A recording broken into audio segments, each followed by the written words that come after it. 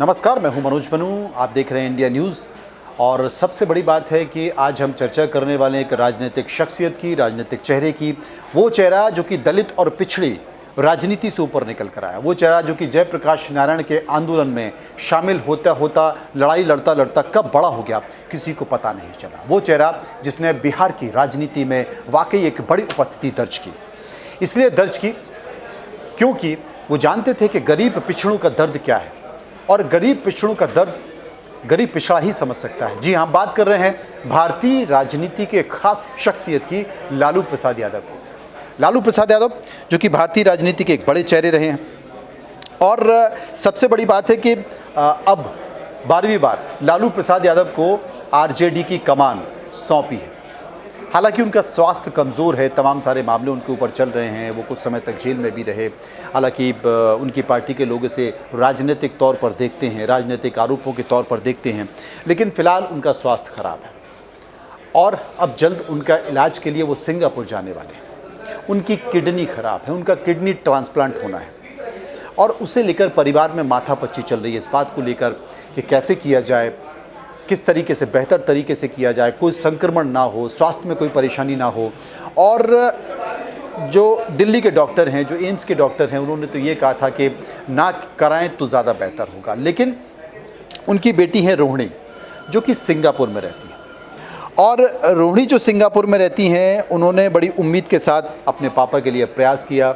Singapore में एक अच्छे अस्पताल में बात की, और बात करने के बाद पापा को संदेशा भी भिजवाया कि आप आ जाइए। तो 20 से 24 नवंबर के बीच लालू सिंगापुर कभी भी पहुंच सकते हैं, क्योंकि उनका किडनी ट्रांसप्लांट होना है। और मज़ेदार बात जानते हैं क्या है? वैसे भी कहा जाता है कि बेटियां पापा की प्यारी होती हैं, और बेटियों को भी सबसे ज़्यादा अपने मम्मी पापा प्यारे होते हैं। आप समाज में कहीं भी देख लें, क्योंकि जब शादी हो जाती है तो बेटे, क्योंकि दौड़ती भागती ज़िंदगी है, कोई साथ में रहता है, कोई बाहर रहता है रोज़गार की तलाश में, कोई देश के बाहर रहता है।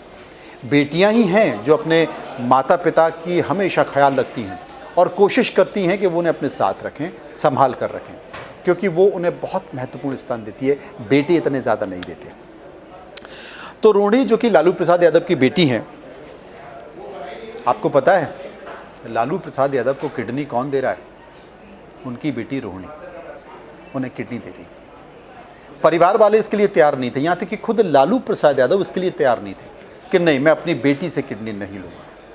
लेकिन बेटी ने समझाया, बेटी ने पापा को हिम्मत दिखाई, और बेटी ने कहा कि मेरे लिए मेरे पापा से बड़ा कुछ नहीं है, मेरे पापा से बेहतर कुछ नहीं है। उसके बाद परिवार तैयार इस बात पे हुआ कि अगर परिवार के किसी व्यक्ति की किडनी अगर परिवार के व्यक्ति को दी जाती है तो वो सबसे ज़्यादा सफल होती है, उसके परिणाम अच्छे होते हैं। तो लालू प्रसाद यादव तैयार हो गए, और अब बेटी की किडनी के साथ लालू प्रसाद यादव एक नया जीवन देखेंगे।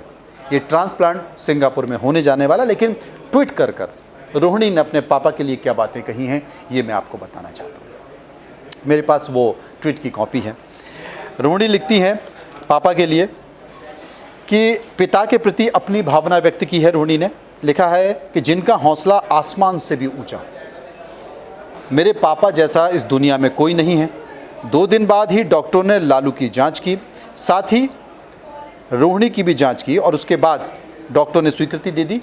रोहिणी उस दिन भी भावुक थी, ट्वीट में लिखा, और लिखा कि लोगों की आवाज़ को जिसने बुलंद किया, आज वही दर्जन भर बीमारियों से जूझ रहा है, लड़ रहा है।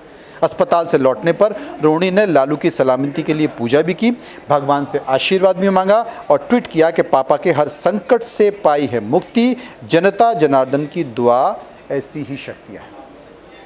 एक बेटी को सलाम, और पापा और बेटी का प्यार बस यूं ही चलता रहे। फिलहाल देखते रहिए आप इंडिया न्यूज़। नमस्कार।